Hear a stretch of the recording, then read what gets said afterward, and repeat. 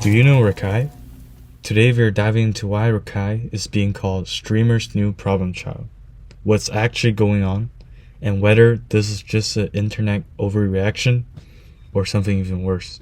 Now, if you haven't heard of Rakai, you're not alone. Unlike established streamers who built their audience over years, Rakai's rise has been fast and a little chaotic. The kind of growth that feels less like a steady climb and more like a sudden explosion. And usually, that kind of rapid attention comes with a mix of hype and controversy. But in Rakai's case, the controversy seems to be leading the conversation. We're talking about the repeat moment on stream that pushed boundaries, questionable interactions, and a growing number of critiques who think Rakai represents a larger issue with modern streaming issues. To his guardians, clearly he needs to get the fuck away from Tylil and Kai and all those big streamers because they do not have his best interest, because if they did, he would not get away with half the shit he does. It's one thing to be immature, yeah, he's 16, 17 years old, but it's another thing to be disrespectful as This nigga laughed at a homeless person eating by themselves. Why is your first instinct to laugh? The average person would get sad seeing some shit like that. But like, you can't really point the finger at him. He's young. He needs somebody to tell him what's right from wrong. He needs a responsible adult. F yourself. You ever speak on my name again? You don't know me. What's wrong with you? And second of all, nigga, I didn't laugh at the homeless man. So what exactly is the problem? A lot of it comes down to the behavior on stream. Viewers and critiques alike have pointed out that Rakai tends to lean into shock value, moments designed to provoke reactions, whether that's just outrage, discomfort, or just pure disbelief. And here's the thing, shock content works. It spreads fast. Clips got shared, arguments start, and suddenly everyone is talking about you. But there's a trade-off. When your content relies heavily on pushing limits, you start walking a very thin line between entertaining and alienating your audience. And many people feel like Rakai has already crossed that line more than once.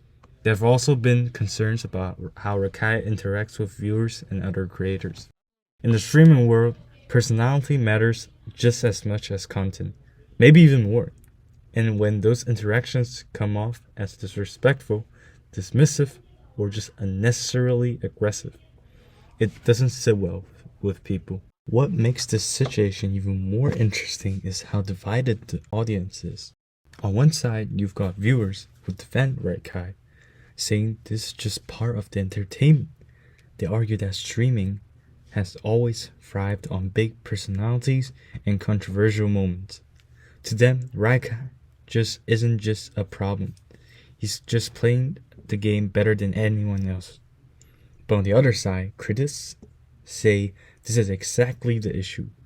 They believe that rewarding this kind of behavior encourages more creators to follow the same path, leading to a cycle where shock value becomes the norm instead of the exception.